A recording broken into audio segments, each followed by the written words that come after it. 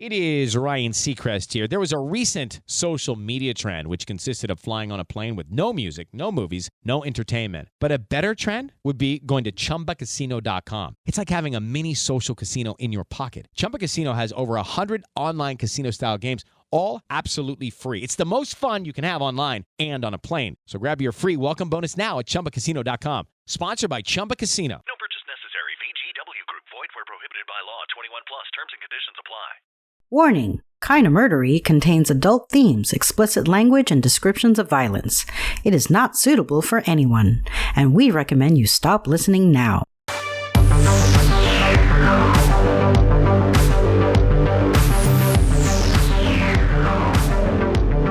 True crime with a dash of the paranormal, the garish, the strange, and the darkly comic.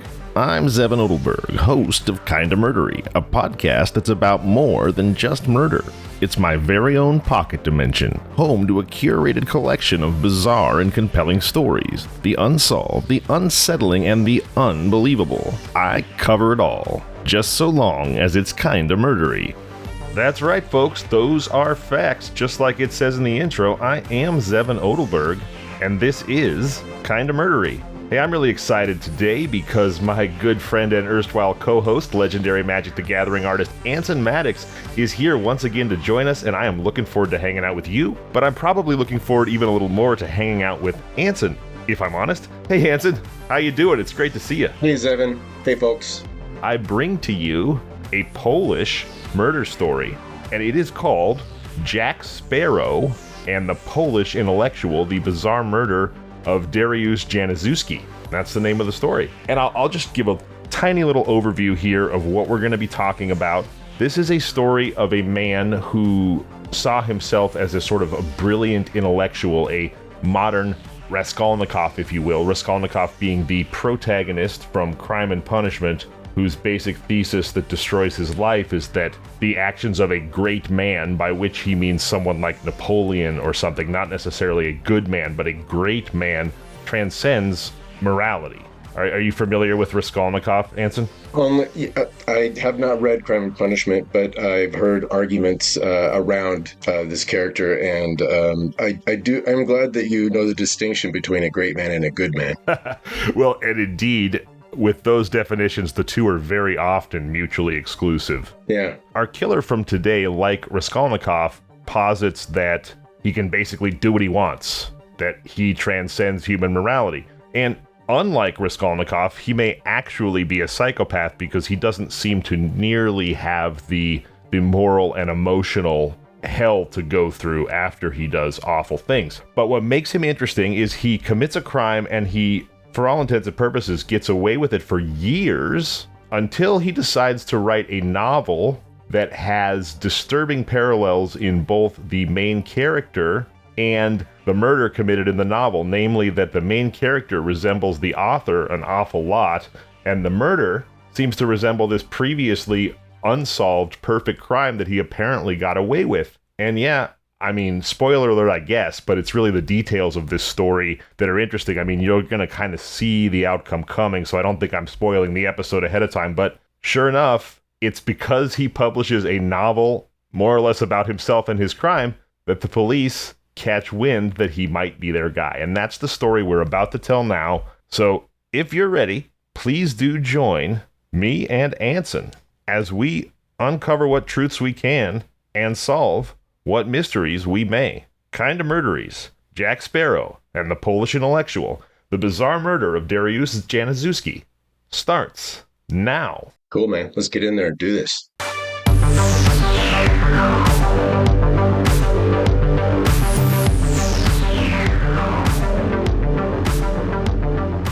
Let's hop in the hot tub time machine, and I'm going to take you back now to a frigid winter in Poland. It's December 2000. We're at a remote area of the Oder River where 3 fishermen discover a dead body, initially mistaken for a log. The corpse, with a noose around its neck and its hands bound, is identified as Dariusz Janiszewski, a 35-year-old businessman from Wroclaw, reported missing by his wife 4 weeks earlier. Janiszewski's body shows signs of torture, starvation, and drowning. Despite an extensive police investigation featuring scuba divers and forensic specialists, no significant evidence is found.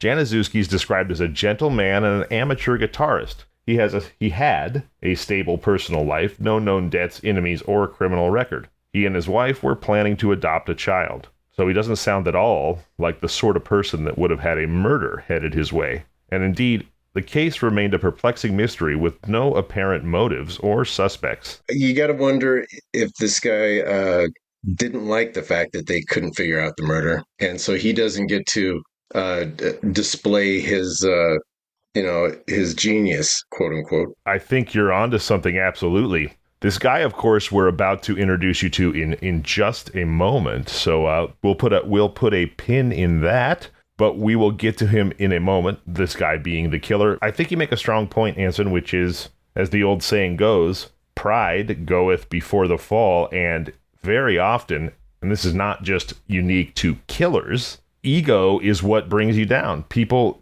want to be recognized, celebrated, and in pursuit of that, they'll very often act against their own best interests. So this is the definition of a cold case, and 6 months after Dariusz Janiszewski's body is discovered, the investigation is suspended due to lack of leads. And then 3 years later, Detective Jacek Wróblewski of the Wroclaw Police Department revisits the Janiszewski case. He's determined to search for overlooked clues. Wróblewski is known for working late in his modest office, and he finds himself drawn to cold cases. He's a detail-oriented man. He believes that it's just possible that somebody missed something that he won't. Jacek is a tall man with an unassuming appearance, and he's nicknamed Jack Sparrow by colleagues. It's a new nickname because the first, and you probably guessed this, but the first Pirates of the Caribbean movie starring Johnny Depp came out in 2003. So right now, where we are in 2003, Jacek Wróblewski has appeared, and he's just picked up this name Jack Sparrow because when you translate Jacek to English, you get Jack, and Wróblewski means quite literally sparrow. So he was, in Polish, actually named Jack Sparrow. Okay. Wróblewski considered himself to be more of an eagle. So he had a sense of self-regard as well. The thing about Wróblewski, he has an approachable demeanor. He's not an intimidating cop, and this often leads people to underestimate him, but he does relish the chase. And he felt like the Janiszewski file offered him a new opportunity to delve into a complex and unsolved mystery, which is what we are going to do now. Wróblewski felt that the brutality of the crime suggested a personal vendetta, and that Janiszewski's near-naked body, without signs of sexual abuse or robbery, indicated a motive that went beyond simple perversion or theft. Now, Janiszewski, this is the dead man. His mother was a bookkeeper at an advertising firm, and she recalled a suspicious call on the day of his disappearance. A man called her firm and requested large signs, but he refused to discuss the details with her and asked instead for Janiszewski's cell number. I guess Janiszewski worked for the firm as well. And phone records later revealed that this call and a subsequent one to Janiszewski's cell phone came from a nearby phone booth. So the presumed killer wandered to a phone booth near Janiszewski's place of business and attempted to call him, and when he didn't get him, he got his mother. He asked for the cell phone, was given it, and called Janiszewski. Let this be a lesson to everyone to probably not hand out other people's cell phones to mysterious callers in phone booths. Not that his mother could have known that. Just don't give other people's information away to strangers. It's a good rule to live by. So the receptionist at Janiszewski's office reported seeing him leave at 4 p.m., followed by 2 men. This means that Wróblewski, our police officer, considered the crime to be meticulously planned, with the perpetrator likely having studied Janiszewski's routine to abduct him. The lack of detailed descriptions of potential suspects and the organized nature of the crime led Wróblewski to ponder the possibility of there being multiple assailants, that this was a conspiracy of kidnapping, torture, and murder. And as Detective Wróblewski is obsessively reviewing this file, he lights on something that could be significant. He notices that while the police had most of Janiszewski's seemingly relevant possessions, or at least had been made aware of them, Janiszewski's cell phone was never recovered. So the detective initiates a search for the phone, leveraging new tracking methods. And here's our first big clue. Astonishingly, The phone's serial number matched one sold on Allegro, which is an internet auction site like eBay, just days after Janiszewski's disappearance. The seller, identified as Chris B. 7, turned out to be Christian Bala, a 30-year-old Polish intellectual. Dun dun dun. What do you think of that, Anson Maddox? Yeah, I'm still listening.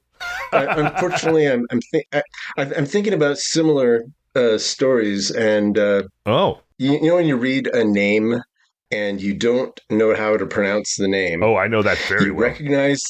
You recognize the visual structure of the name, how the letters, go together, but you don't have any idea. You just didn't, even in your head, you didn't make a point of making sure that you could pronounce it. Sure. You just muddle through in your imagination. Yeah, I do that all the time. I do that on this show. Usually I apologize for butchering a name, most likely. Other times I actually look up how to pronounce it. Depends how diligent I'm feeling. The first inkling that Detective Wroblewski has that he may have found a legitimate suspect is this sale of Janiszewski's cell phone within days of Janiszewski's death by a seller identified as Chris B. 7. And that seller turns out to be, as I mentioned, self-styled Polish intellectual Christian Bala, 30 years old. But of course, because he's a logical, reasonable man, Detective Wroblewski finds it unlikely that Bala, if he was actually involved in the crime, would sell the victim's cell phone online. That just seems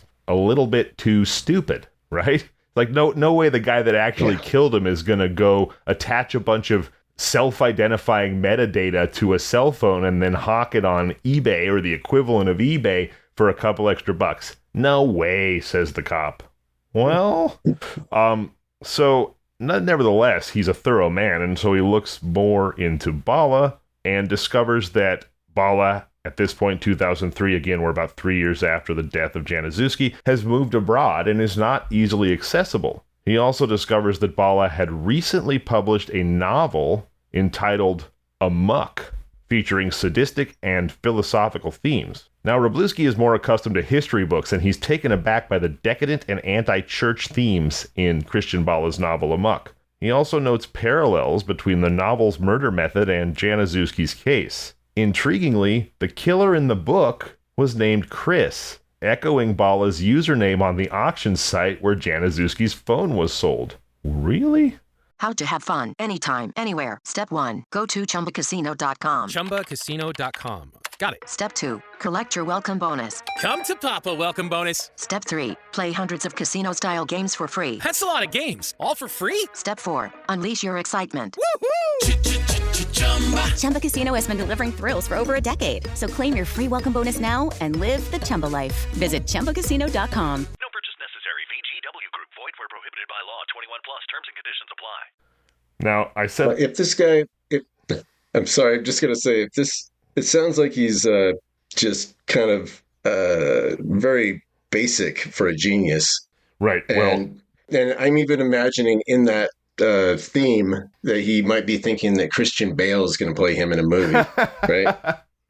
Oh, yeah, perhaps. And, because his name is just so close. Right. And, right.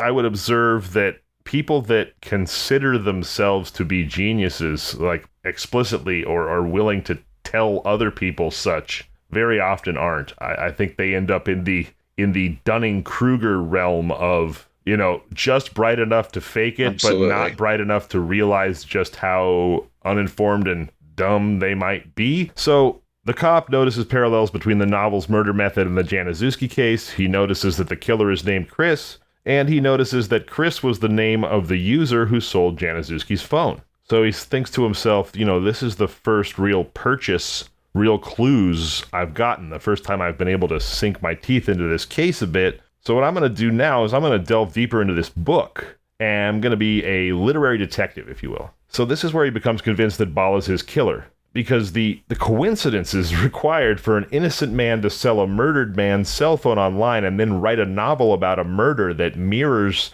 the murder committed when Janiszewski was killed with the same username as the one used to sell Janiszewski's phone. Well, that's too many coincidences. It falls into what I call the tortured logic test.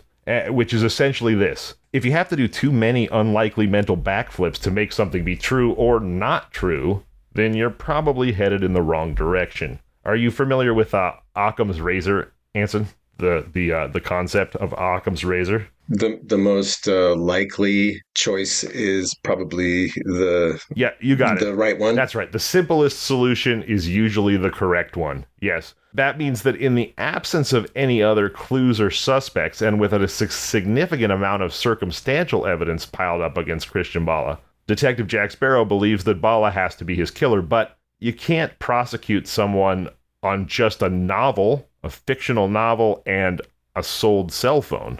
At least, not yet. So let's take a moment to talk about our suspected murderer, Christian Bala. His academic pursuits and philosophical inclinations were evident in his vast collection of books, which really ran the gamut from Marxist ideology, which is prevalent, of course, in a lot of Polish philosophy departments, given how long they were under communist domination.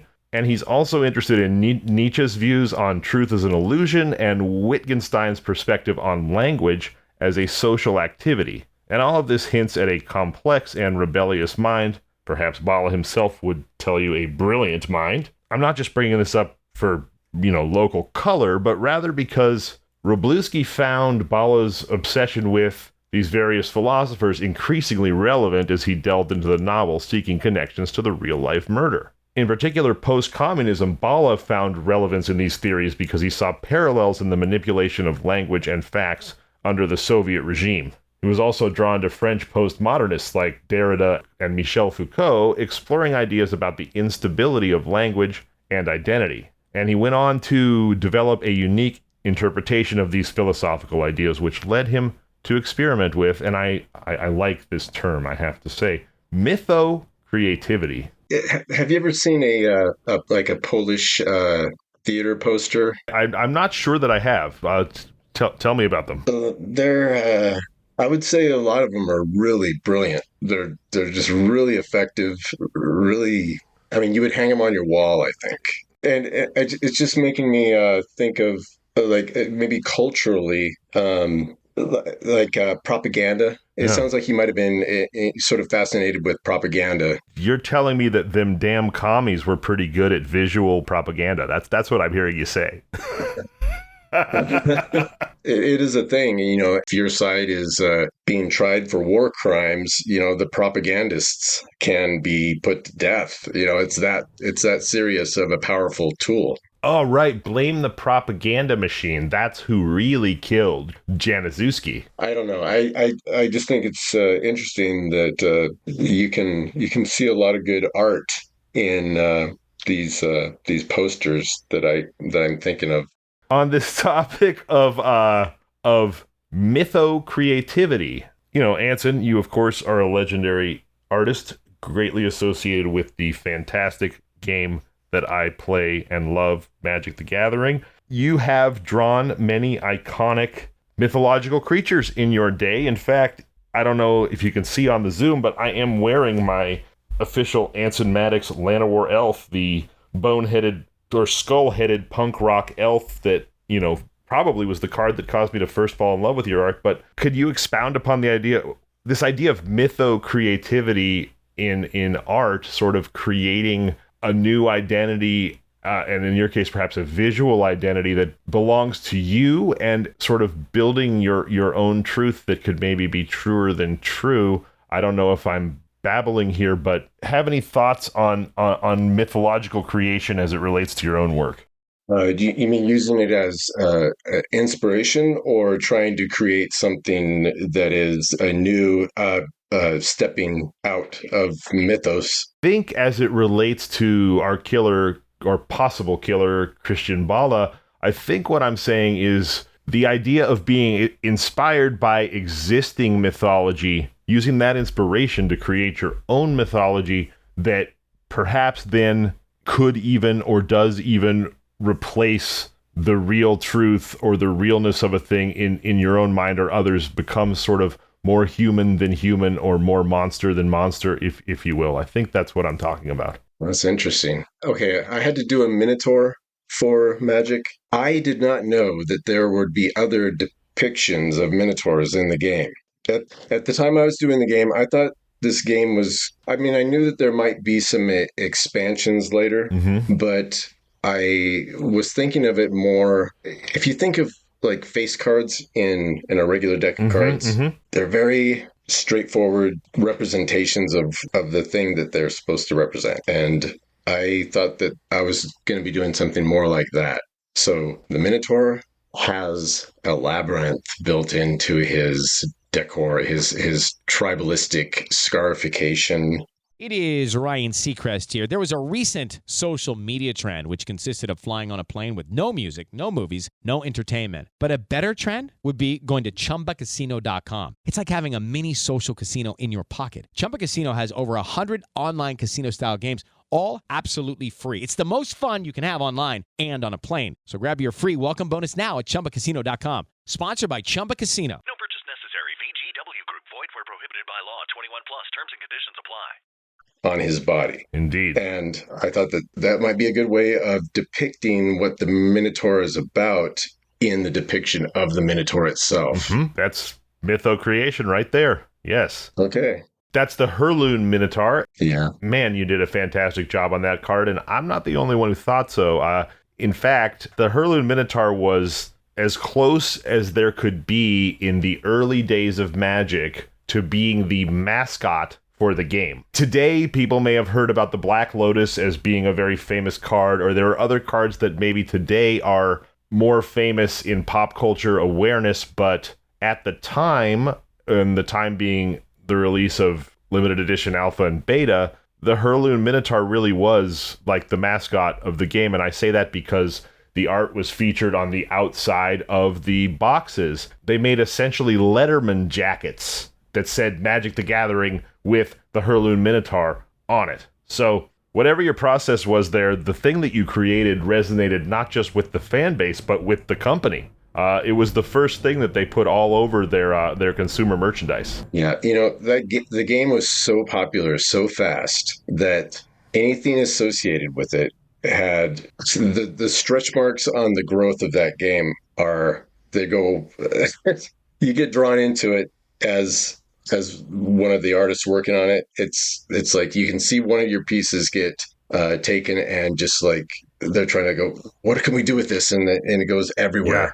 And you kind of just have to sit back and hope that it does well. And I mean, you're absolutely right about how marvelously quickly the popularity of the game exploded. I mean, even today, and we're 30 years later, eventually Wizards of the Coast that makes Magic was sold to Hasbro, and Hasbro is a massive toy company, of course. They are now the parent company for Wizards and for Magic. And even today, with physical toys and games being less popular than they once were because of all the digital and video diversions that we have to pick from, Magic remains one of the only profitable or most profitable sectors of Hasbro's overall business, which is why they're printing sets about every other week now and just trying to squeeze every last nickel out of us poor enthusiasts. But, the people listening to this show are true crime and murder enthusiasts, and some of them are probably about ready to stick a fork in their eyeball and really want me to get back to the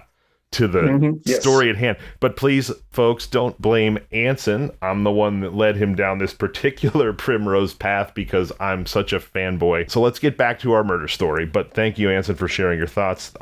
They were captivating to me. And let's save these listeners and see what you can do to salvage this.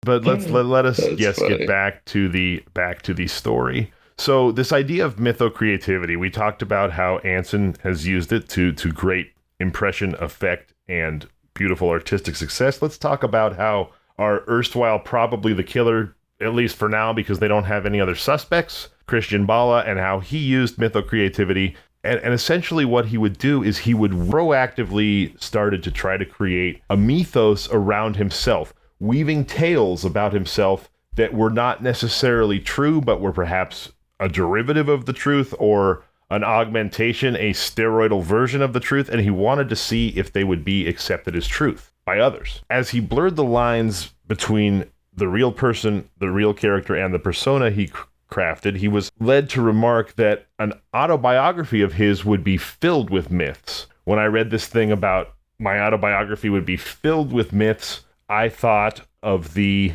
Weird Al biopic starring Daniel Radcliffe, which is presented like any other Hollywood movie about a famous person biopic that you might see, but the entire movie is very intentionally completely false. Nothing that happens in that movie actually happened to Weird Al Yankovic. And Weird Al was very involved in creating the movie, so functionally Weird Al chose for his biopic to make, and this is fitting, a parody of his own life. He invented his own story as something that was plausible and would seem to the viewer, at least in parts, to be what really happened, but none of it did. So it seems that Christian Bala was going for a similar thing here. Not to conflate Weird Al with a heinous murderer, by the way. Love Weird Al, not a killer. I'm sure he would love to be conflated with that.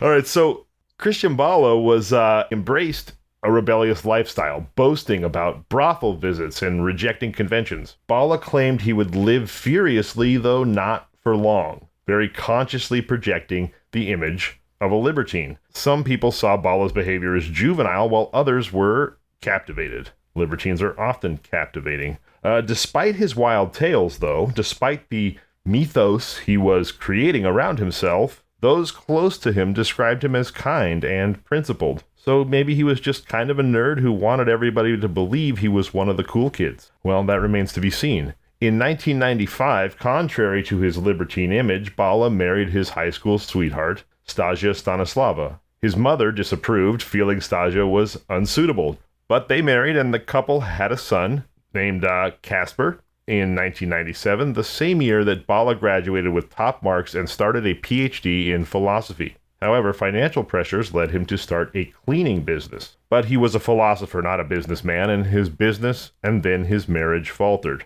He filed for bankruptcy in 2000, the year Janiszewski was killed, and his marriage ended, primarily due to his infidelity. So he got back to his libertine ways anyway. Post-separation, he traveled to the United States and Asia, teaching English and scuba diving, a stark contrast to his earlier academic and philosophical pursuits. And then while abroad, he focused on writing this novel, the novel that piqued the interest of Detective Jack Sparrow, Amok. In Amok, the protagonist, Chris, embodies postmodern nihilism, rejecting notions of truth and God. The narrative parallels Crime and Punishment, with Chris, like Raskolnikov, questioning moral truths, but unlike Raskolnikov, Chris does not seek redemption. His actions in Amok are extreme and unrestrained by morality. He engages in sadomasochistic relationships, commits blasphemy, and even murders his girlfriend in a brutal scene. In Amok, Christian Bala extensively manipulates language to underscore its ambiguity. There's a chapter entitled Screwdriver, which is a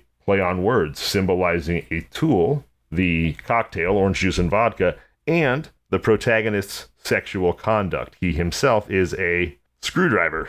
Even the murder of the girlfriend, Mary, by Chris is framed as a linguistic play, further blurring the line between reality and fiction. Bala completed Amok in 2002, embedding elements of his life into Chris's character and thus intertwining his identity with his fictional character. He even engaged with readers as Chris online. He even sold Janiszewski's cell phone as Chris online, further merging author and character. An interviewer's question later about releasing one's darker psyche, a question to Bala, was met with a response that playfully suggested that Chris might be the real identity, not Bala. So it sounds like he's gone somewhat full Batman Two-Face here, and perhaps even himself doesn't know which one is the real one. Who's driving the ship? Or, I don't know. Who is driving? I'm a little disturbed that this is very similar to this idea that I tell people things like, you can use a screwdriver to build something, or you can use it to kill somebody.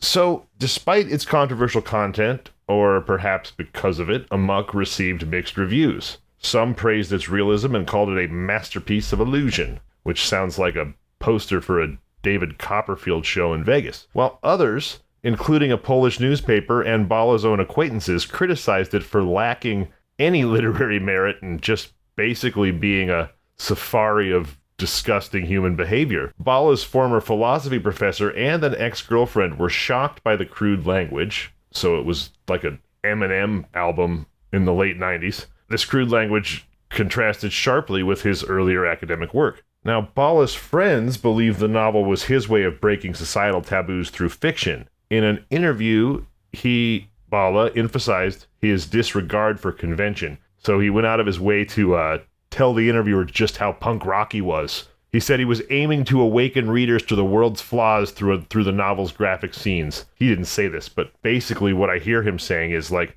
none of this is gross or disgusting in and of itself. I'm not endorsing any of this behavior. I'm making you aware of the ugly flaws in the world by telling you about it. I gotta be honest with you, I'm really starting to hate this fucking guy just for his, like, self-satisfied intellectual hipsterism. It's like, fuck off, dude. That's just my gut reaction. You know, if he had any balls at all, he would have told people that it was true, and please go ahead and critique my work now. Yeah. And see where it gets you. Well, yeah, the whole thing, at least so far, it's feeling so sophomoric, that sort of, just like I said, self-satisfied. Anyway, you get my point. I just kind of want to kick him right in the kneecaps and knee him in the nuts. Because he's a stooge.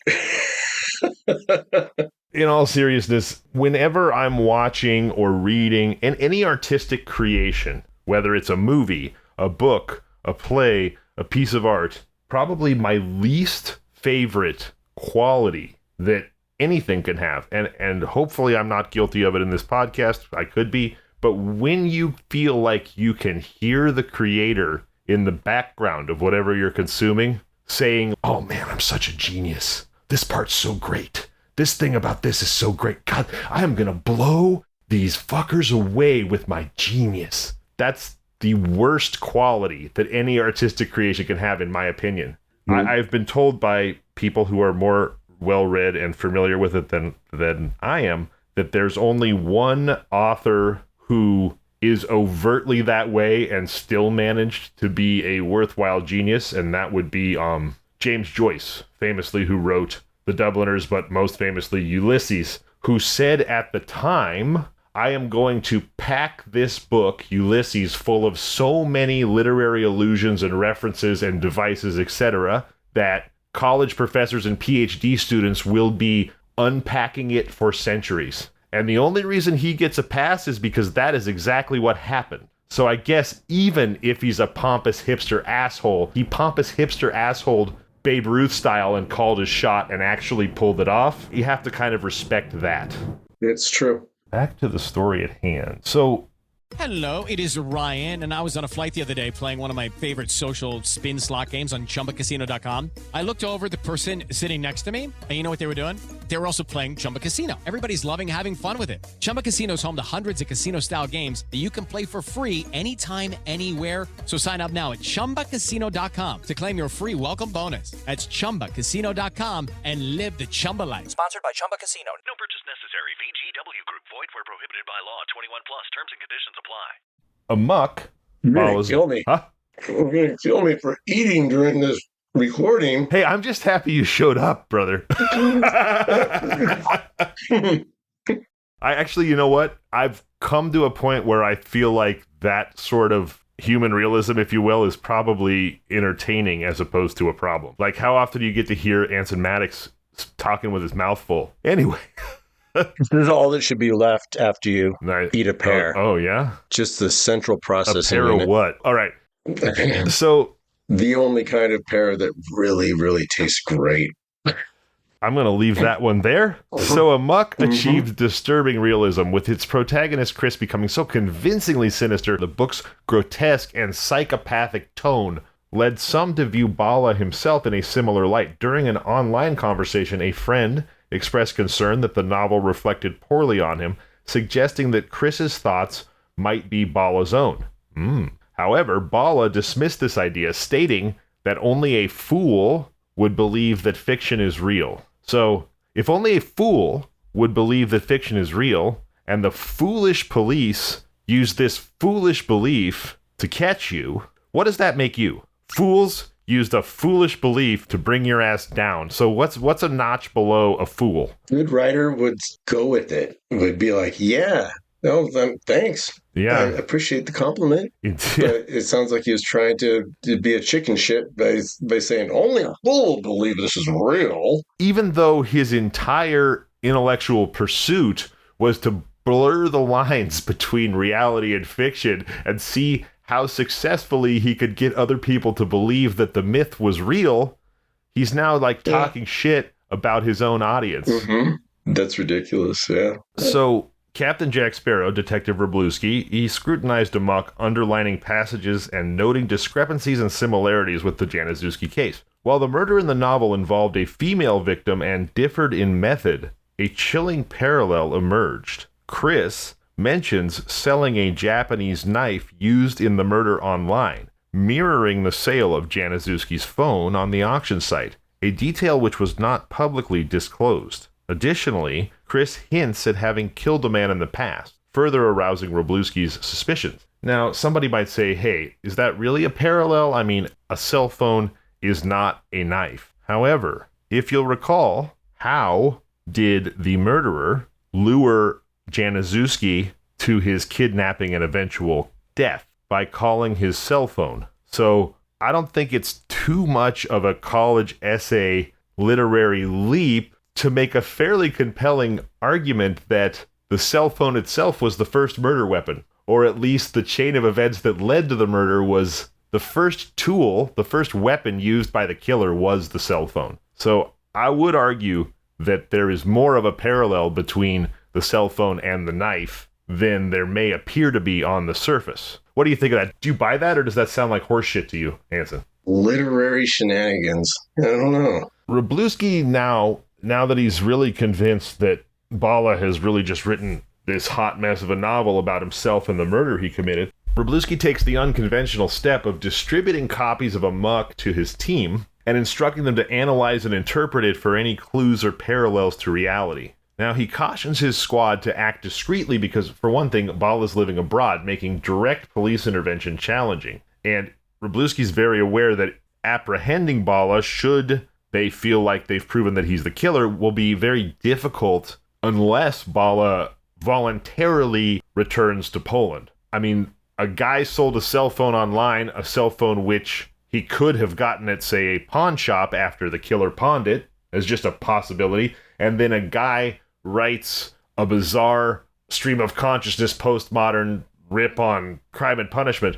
That's not the kind of evidence that you can initiate like an Interpol action with. You don't want to go to the United States government and be like, hey, so let's spend millions of dollars extraditing this guy because we have this far from incontrovertible evidence that perhaps he killed someone. And yet, I mean, I was pretty much sold, to be honest with you, that Bala was guilty as soon as he sold the guy's cell phone online and then wrote a novel about a murder with lots of parallels committed by a murderer with the same username as the guy who sold the dead guy's cell phone. Because that, like I said, doesn't pass the torturous logic test for me for him to be the killer, especially in absence of any other suspects. So I'm right there with Captain Jack Sparrow, and yet probably a good thing that the legal system requires more than a certain gut. Okay. I mean, think about artists that, create depictions of really horrific things. You know, it would be bad if they right went on trial for everything they painted. It certainly would, wouldn't it, Anson Maddox, master of horror in art? And to this point right now, and this is not the first time this has happened, it's scary for the hip-hop community. A quite successful and famous rapper named Young Thug is currently on trial for essentially racketeering charges, essentially like organized crime charges. And they do have a lot of, from what I understand, they have a lot of real hard evidence against him. But there's also been quite the outcry because the judge ruled the prosecution could use Young Thug's rap lyrics as evidence against him in the trial, meaning as a means to paint his character as the type of man who would commit these crimes. No. And on the other hand, as it relates to this particular story that we're telling, you want to catch an awful killer, and if they write a book about their murder and that helps you catch them, I'm not going to say, well, don't catch them. You shouldn't be suspicious at all because it's just a book. Let's try to catch the killer that committed this awful crime. So the next thing they did, as law enforcement often does, is they focus on quietly building a profile of Bala and comparing it with Chris in the novel. And we haven't even talked about all the parallels yet, and Captain Jack Sparrow notes several. Both Chris and his main character were deeply interested in philosophy. They'd faced marital and business failures. They'd traveled extensively. They'd had issues with alcohol. I mean, that applies to a lot of people, I'm sure. But a significant breakthrough came when Wroblewski found a police report about Bala being detained for an incident involving a church statue that was remarkably similar to an episode in Amok.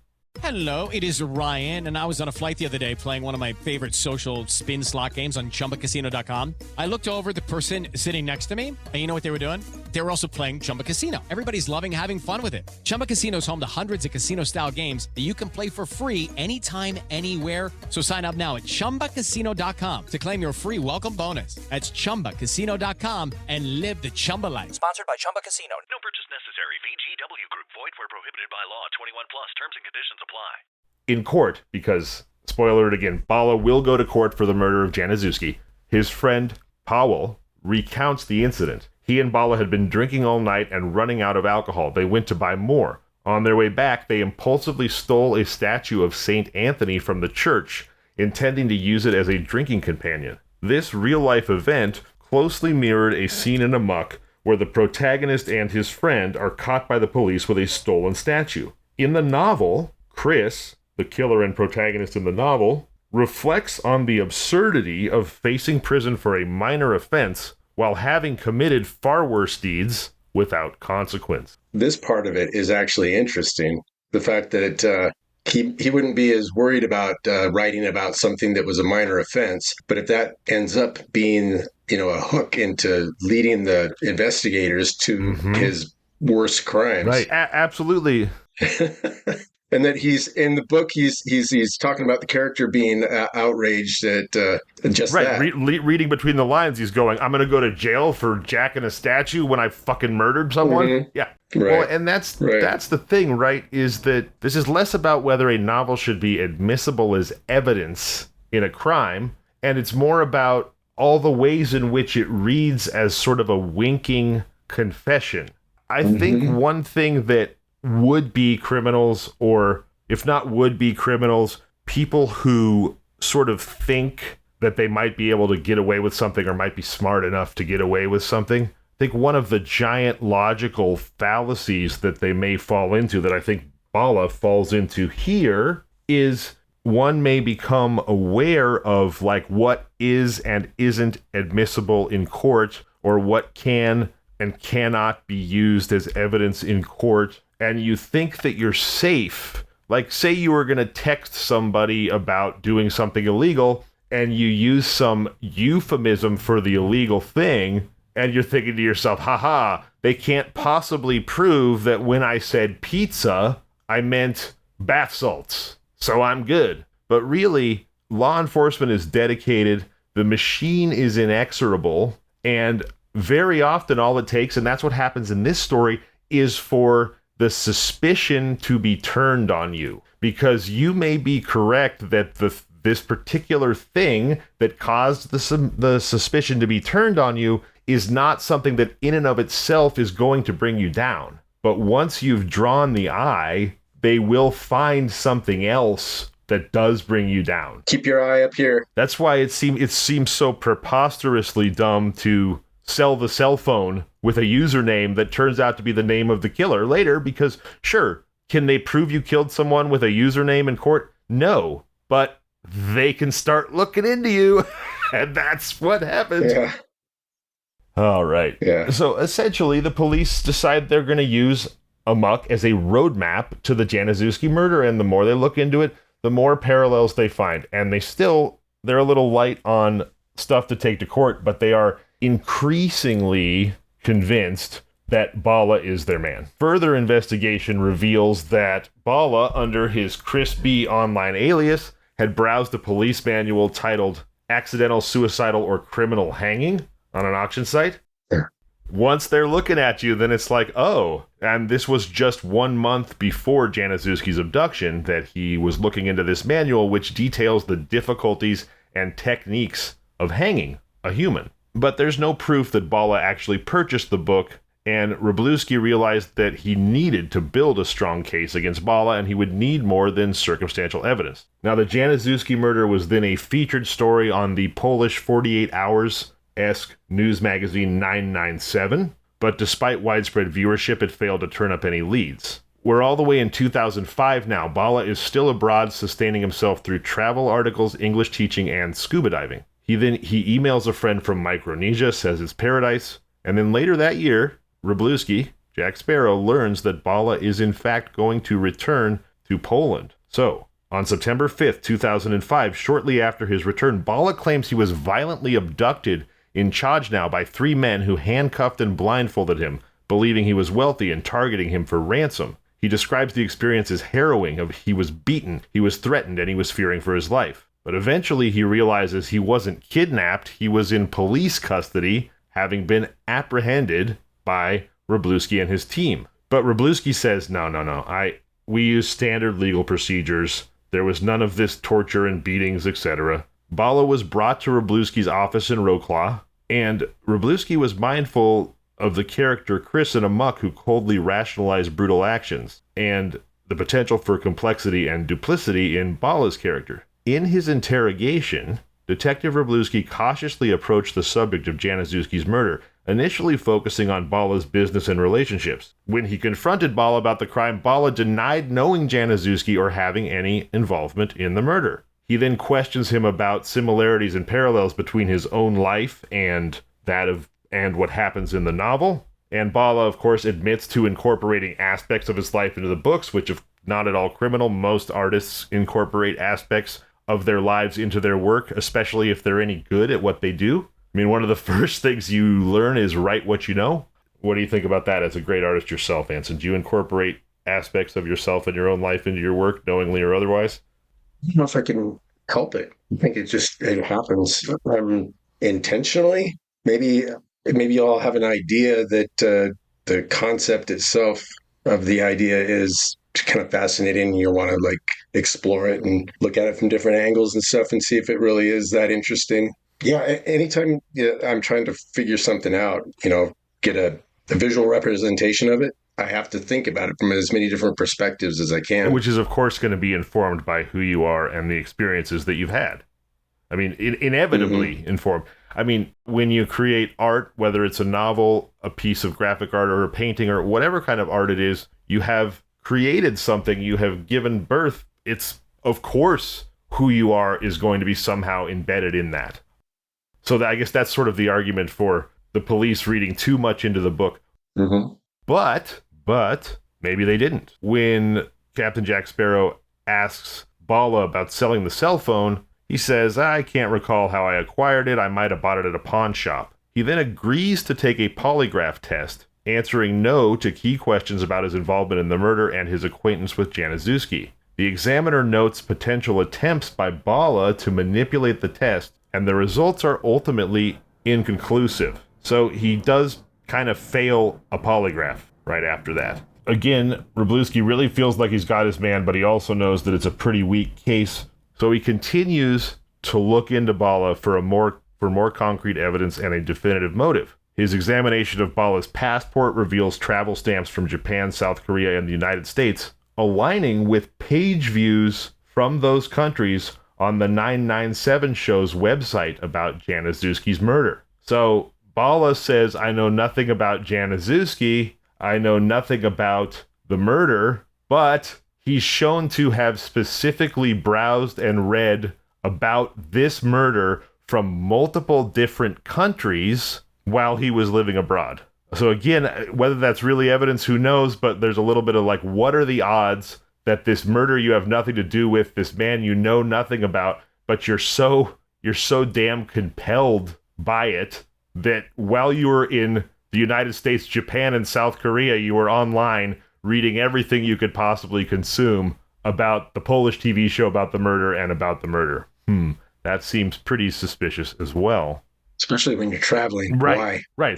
There's so many other things to keep your attention. What are the odds that you even know that Polish 48 Hours did a show about this particular murder when you're busy scuba diving in Japan? If you're an innocent person who had nothing to do with it. All those things lined up make, some more compelling reasons to go after. I mean, there must have been a ton of evidence. Okay, let's talk about some more of the evidence. So now we're going to talk about the time in 2000, just before the murder of Janiszewski, and what was going on with Bala at that time. Interrogations of friends and acquaintances revealed mixed perceptions. Some viewed him as bright and interesting, but a deeper investigation into Bala's life during 1999 and 2000, the period of his business and marital collapse, which also coincided with Janiszewski's murder, painted a darker image. Bala's behavior during this troubled time was erratic. Friends and a babysitter described him as increasingly vulgar,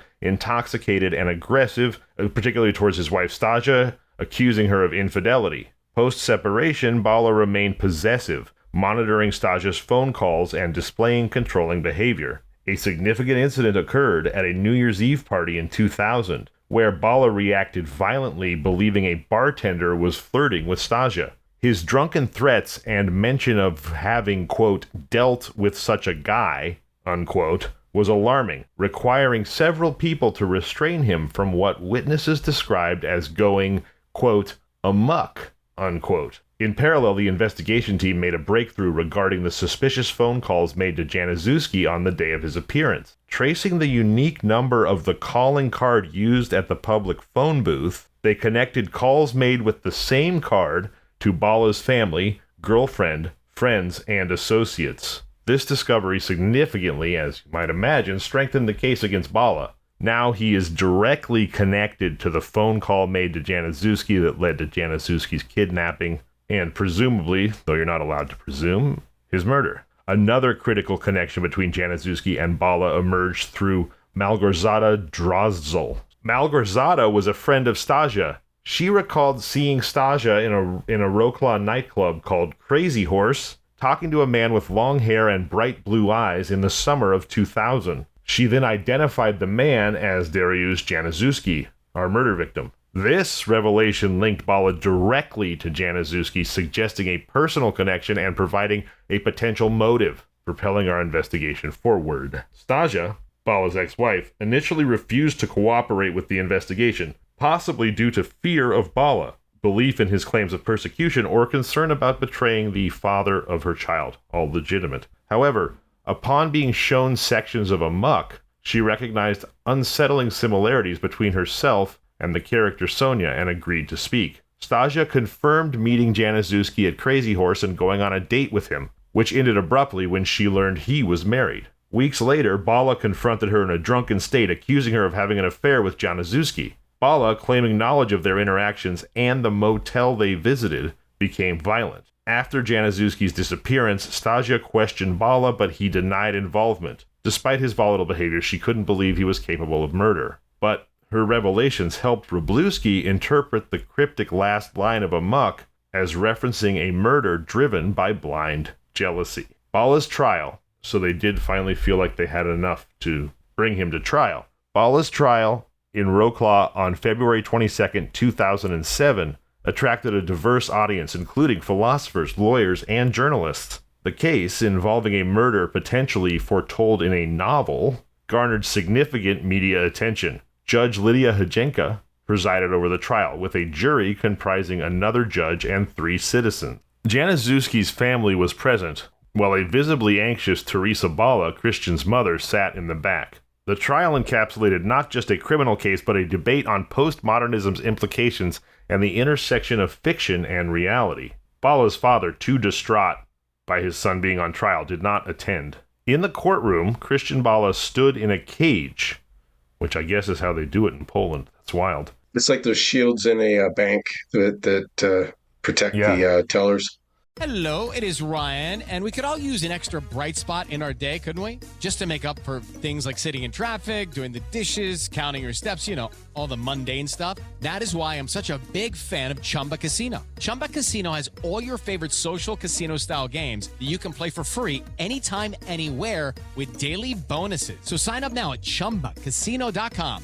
That's ChumbaCasino.com. No purchase necessary. VGW Group. Void where prohibited by law. 21 plus. Terms and conditions apply. Yeah, I think I saw a picture of it. Huh, interesting.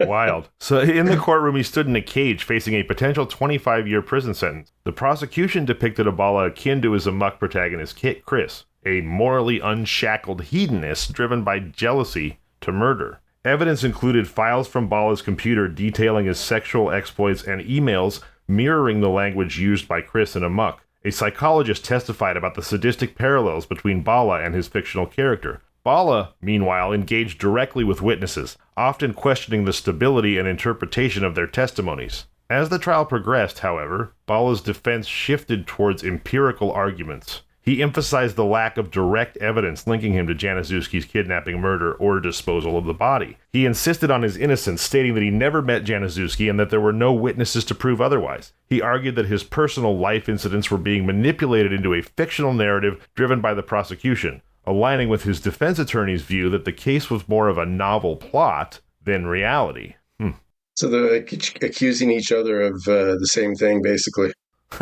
Well, he's saying, the plot of my novel does not mirror the murder, but the plot of my trial mirrors a novel. I'm not sure that's the line of reasoning I would want to go down.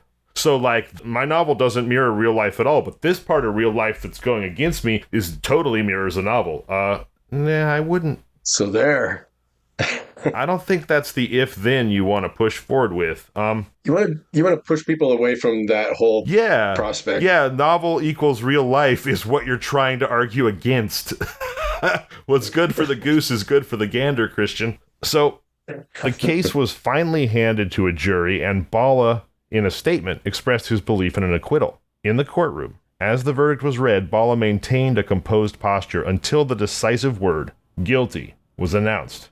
So he was guilty and he went to prison. And he went to a prison in Wroclaw known for overcrowding, poor conditions, and violence. So there's a great writer for The New Yorker named David Gran who wrote an article about this case, and his work was an important piece of my research putting this story together. He wrote an article called A Postmodern Murder Mystery back in 2008 about this case. He would go on to interview Christian Bala while Bala was in prison and in the prison visiting room, and he said that Bala resembled an American student, contrasting sharply with his current circumstances. And Bala would describe his situation as a Kafka-esque farce, speaking in fluent but heavily accented English. He was clearly physically and emotionally infected by his incarceration, and he vehemently maintained his innocence, attributing his conviction to the controversial nature of his novel Amok, and stating that his situation was akin to Salman Rushdie's being persecuted for provocative literary work. That is not at all fair to Salman Rushdie. No, it is not. It seems pretty frickin' clear that Christian Bala actually killed this guy. Salman Rushdie just wrote a provocative novel. Bala's like, I'm just like Salman Rushdie. I wrote a provocative novel. You're like, yes, and? I wrote a provocative novel. Yes, and you killed someone. You are not just like Salman Rushdie. Okay, but that's what he asserts. And he insisted that the novel was intended to offend and provoke, separating his personal beliefs from those of his narrator, Chris. Again, he's conveniently leaving out that the novel is what tipped the police off to him. The novel is not the key piece of evidence. It was the breadcrumbs. It's just a bonus. It was the breadcrumbs that led to him. It was not the key piece of evidence that led to his conviction. That would be selling the cell phone. The last known calls to Janiszewski coming from his calling cards. The fact that his wife went on a date with Janiszewski. The fact that he personally threatened Janiszewski, etc., etc., said that he had already taken care of someone else who tried to date his wife. There's plenty of actual evidence that has nothing to do with the novel. He's blaming the breadcrumbs. But anyhow, I don't mean to rant and rave here. You're right. It's He's probably focusing on it too much. Right. He's probably, oh God, why did I write that book? Well, you'd think, but wait for it. When David Grand brings up the actual evidence against him, such as the cell phone and the calling card, Bala suggests a conspiracy to frame him and mentions that he filed an appeal. Now, like other real or imagined sociopaths, again, we have fallen into the realm of extreme ego and self-regard. Yeah. He's a philosophy student with a failed cleaning business who was abroad supporting himself teaching English and scuba diving. There's nothing wrong with any of that, but please explain to me how, Christian Bala, are you so important that anyone, private citizen, police officer, or whomever, would be undertaking a conspiracy, which involves multiple anyones, to frame you for the murder. It's not like you have $1 billion or some property or some prestigious government position or something that anybody would want to take or destroy.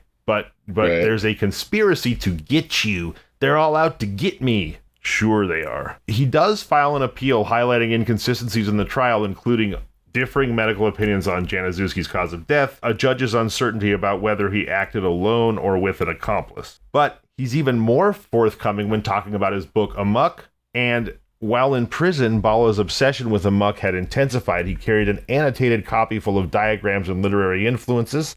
Here he thinks he's the next James Joyce, revealing his deep engagement of the book even behind bars. He would read passages aloud to fellow inmates. Now, the unresolved question of why someone would commit a murder and then detail it in a novel, it's like he's actually going to be helped out a little bit by the fact that what he did was so unbelievably stupid. People still can't believe he would have actually done this, and so to some people, he seems more innocent because of that. They're like, well, he can't possibly have killed someone and then wrote a novel confessing his crimes. I mean, who does that? Who sells the murdered man's cell phone within a couple days of killing him under the username for his future confession novel? There's no way he's that dumb. He must be innocent. I mean, there's an irony there. He behaved like such a jackass that maybe he didn't do it. That'd be nice to get away with something like that. If that was enough to get somebody off of a terrible just start crime. acting really, really dumb.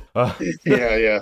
As we had mentioned, Crime and Punishment. In Crime and Punishment, Dostoevsky explores the notion that criminals err due to lapse in judgment at crucial moments. However, Amok was written years after the murder, suggesting a different motive than just errors in crucial moments, if indeed Bala was guilty. Some thought that maybe he sought to confess, subconsciously or otherwise, or just to gain notoriety. One thing's for sure, because of the trial, Amok gained popularity, and as of 2008, when it was set for a new edition with details and the trial. But let's get down to the part of this conversation that interested Bala himself the most, because I think this is telling about who he is and, by extension, what he did. He was more fascinated with creating the perfect story than with creating the perfect crime. And he discussed his sequel to Amok, which he named Deliric, a play on lyrics and delirium. He lamented the loss of his manuscript for Deliric as his computer containing the draft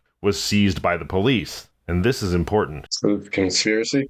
Seized by the police as they were arresting him for murder. But this little detail is important. The police, when they seized his computer, found evidence that Bala was gathering information about Stasia's new boyfriend, Harry, potentially indicating that he was planning another crime, just like he was planning another book. Oh, shit. And now we're getting into the realm of sort of Hollywood, or really just serial killers, but you can imagine if this was all a season of Dexter, and if he had not been caught because of Amok, would he be the killer that goes and kills someone and then writes a book about it? And that's what his books are. That's his brand. But of course, that could just be shitty writer looks for inspiration. Yeah, through heinous violence. If this were a Hollywood script, I think anyone would extremely question the believability of, honestly, how many books can you write about murders you actually committed before you get caught? And indeed, Christian Bala didn't make it past one. But he was planning 2. Now, of course, can't prove that he was actually planning to kill another person just because he was writing another book, or that the book was linked to a future murder, but it sure seems that way, that the book with the sequel and the new manuscript also contained evidence researching his wife's new boyfriend, given that he killed the last guy he perceived to be her new boyfriend. Bala expressed his determination to complete Deliric following the appellate court's decision. Remember, he had filed for an appeal. Now, the appeals court, to the surprise of many, wait for it, overturned the initial guilty verdict. What? Why? Although the judges recognized a strong connection between Bala and the murder, they pointed out inconsistencies in the evidence, such as differing medical testimonies, that necessitated a retrial. It's okay, everybody, don't get your pitchforks out yet. I guess the Polish legal system moves quite a bit quicker than the American legal system because that trial happened rapidly. Christian Bala went to retrial for the murder of Janiszewski in December of 2008. He was again found guilty and continues to serve a 25-year sentence. There you have it. He was convicted twice. Wow. And where is he imprisoned? A prison in Wroclaw, Poland. Don't commit crimes. And if you do, don't write a novel about it.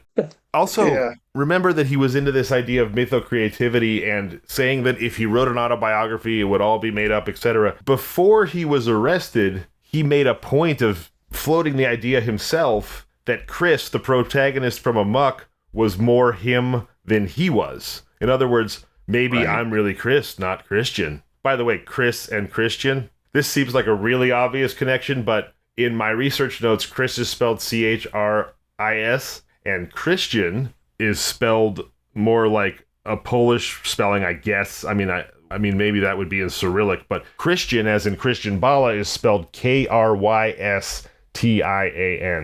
So maybe I'm a jackass, but having consumed all this information visually, and I kind of just now connected Chris, American spelling, to Christian with a Krys, or even the fact that Bala is a B. So he's Chris B. Chris B and Chris B. I feel like I should have figured that out before we even started recording, but I mean, come on, not to put too fine a point on it. Christian Bala, Chris B, like he's just really, really egotistical. And he just didn't want to stray too far from himself. Right, he couldn't. There's no better name in the entire universe than Christian Bala, and I'd hate to denigrate my appellation. Ah, man, it's really something. There's another thing, though. It's like if he just made up a new name for a character, that'd be fine. Right. But it's almost like he was trying to make sure that he didn't slip when he was being the character. He didn't slip and accidentally, say his name instead of the character's name. And just the fact that he himself was like, I don't know, maybe Chris is me, maybe Chris is more me than I am. That was his whole deal. Right. And then when he goes to jail, he's like, how could you possibly think that Chris is me? It's like, because you did? Yeah, no, I mean, he's trying not to slip, or it's that false confidence of like, well, I'm smart and I know the law, so they can't possibly convict me for writing a novel with a character that has my initials who could commit some murder. No, again, they can't, but they can find you. Does it make you want to read that book or not read that book? Not read that book. It's kind of getting the same feeling. I think if it makes somebody want to read the book, that's fine. For me, first of all, I don't know if in Poland they have the same laws as in America where you're explicitly not allowed to profit directly from a horrific crime. While you're in prison and all that? Right. Or is it ever? I'm not sure about that. Somebody look that up for me. A, I don't really want to read the book because I don't want to support this gross person. But B, posting Kind of Murdery is kind of enough darkness in my life for me. I have a very vivid imagination and don't need to go into the particular hellscape of this guy's mind. And also, just the fact that he's so self-satisfied makes me, regardless of what his book was about, it could be about gardening tools, and I don't want to read it. I'm not interested in reading anything by anybody who's like patting themselves on the back for being a genius the whole time. No, thank you. In my experience, most decent people are affected, perhaps not crippled, but deeply affected by a significant amount of self-doubt. And when somebody doesn't seem to have any, that's what they call a red flag, as far as I'm concerned. You would think it would make them ripe for the Darwin Awards.